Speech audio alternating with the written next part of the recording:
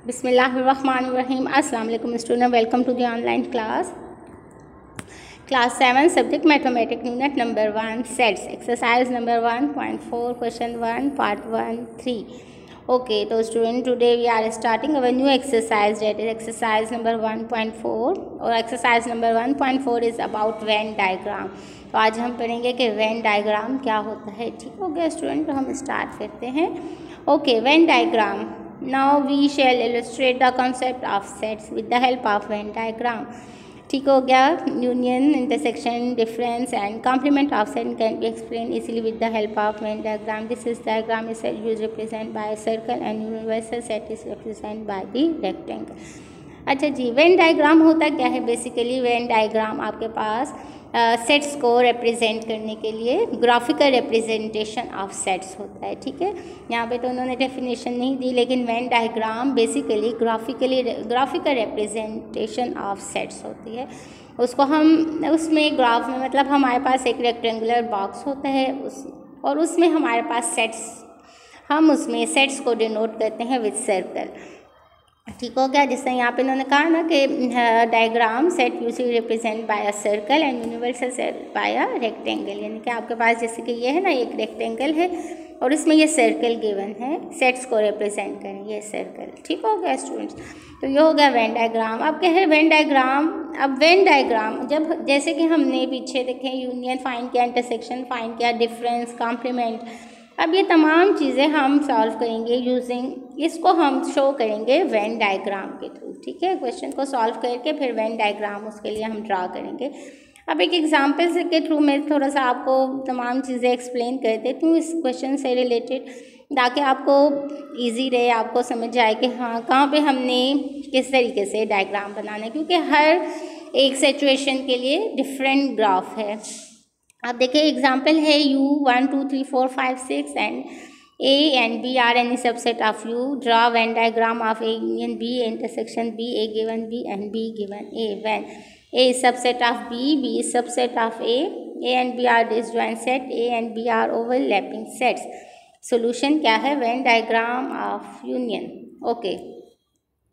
अब आपके पास क्या है?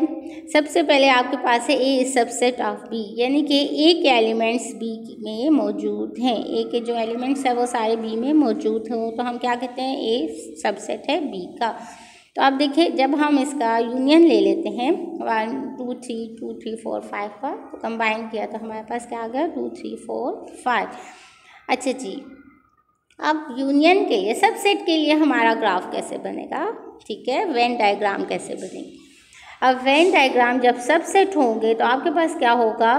दो सर्कल जो आप ड्रा करेंगे, ए के से बी का सर्कल ड्रा करेंगे और उसके अंदर ए का ड्रा कर लेंगे। इस तरीके से आपने सर्कल्स ड्रा कर लेने। अब यूनियन, ये यूनिवर्सल सेट मतलब कि तमाम जो सेट्स हैं, अब ए के एलिमेंट्स 2 3 थे और बी के एलिमेंट 4 5 हो गए। ठीक है, जो रिमेनिंग रह गए वो यूनिवर्सल सेट के में आ गए।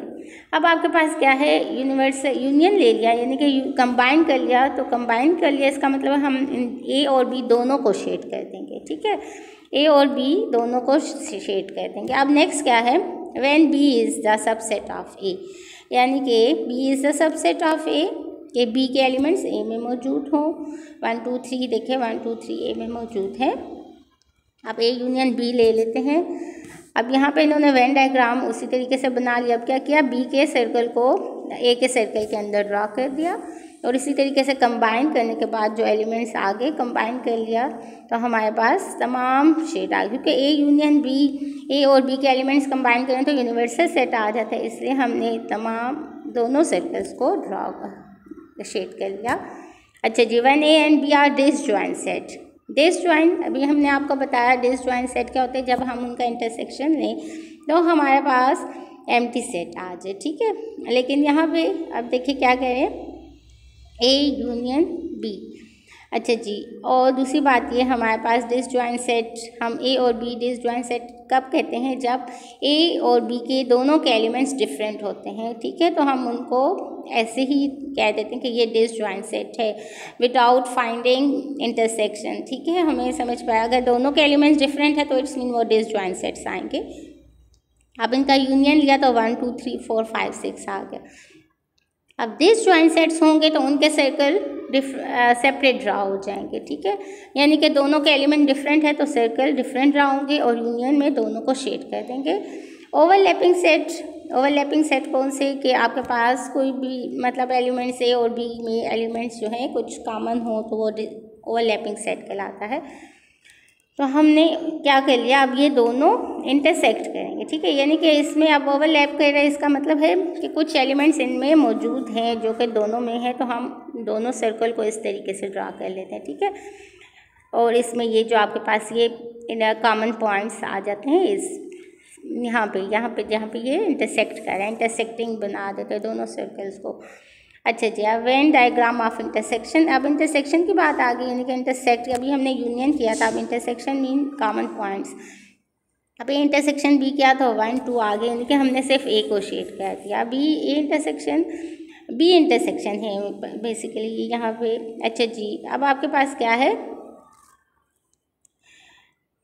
सॉरी बी इज सबसे पहले ए सबसेट ऑफ बी था, अब बी सबसेट ऑफ ए है, तो आपके पास 1 2 3 आ गया। हमने बी को अब ए के सर्कल में कर दिया, बी को शेड कर दिया। When A and B are disjoint set, यानी कि डिसजॉइंट हैं, इनमें कोई कॉमन नहीं है तो हमारे पास कोई भी शेड नहीं होगा। एम्प्टी सेट आ जाए तो शेड नहीं होगा। और ओवरलैपिंग सेट है तो कौन से एलिमेंट्स दोनों में जो कॉमन एलिमेंट्स होंगे वो शेड हो जाएंगे, और शेडेड एरिया क्या कहलाएगा, इंटरसेक्शन बी। ठीक हो गया स्टूडेंट्स। तो ये वेन डायग्राम्स मैंने आपको कहा ग्राफिकली रिप्रेजेंट करते हैं हम सेट्स को, लेकिन हर एक डिफरेंट कंडीशंस हैं, कहीं पे डिसजॉइंट के लिए अलग ग्राफ बनेगा, सबसेट्स के लिए अलग ग्राफ बनेगा, ये तमाम चीज़ें आपके पास डिफरेंट आ जाएंगी।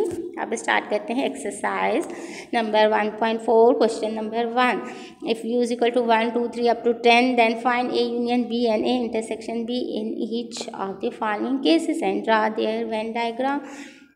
ए क्या आ गया 2 3 4, बी क्या आ गया 1 2 3 4 5। Given that U A and B, A union B और ए इंटरसेक्शन बी फाइंड करना है। अब ए यूनियन बी यानी कि ए और बी के सेट को कंबाइन कर लिया तो 1 2 3 4 5 आ गया। अब मैंने आपको बताया किस तरीके से।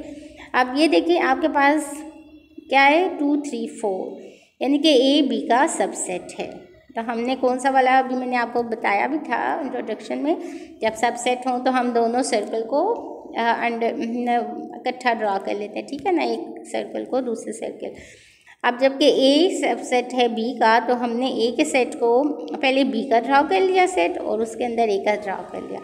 अब आपके पास 2 3 4 ए के एलिमेंट्स आ रहे हैं और बी के एलिमेंट्स क्या आ रहा है 1 2, बाकी रिमेनिंग आपके यूनिवर्सल सेट के रेक्टेंगल में आ गए। अब हमारे पास शेड सारा हो जाएगा, ठीक है, ए यूनियन बी है तो मतलब ए और बी दोनों शेड हो गए। अब इसी तरीके से हमारे पास ए इंटरसेक्शन बी क्या है 2 3 4, इंटरसेक्शन 1 2 3 4 5। इसका जब हमने इंटरसेक्ट किया तो 2 3 4 आ गया, ठीक है। उसी तरीके से वेन डायग्राम ड्रा करें।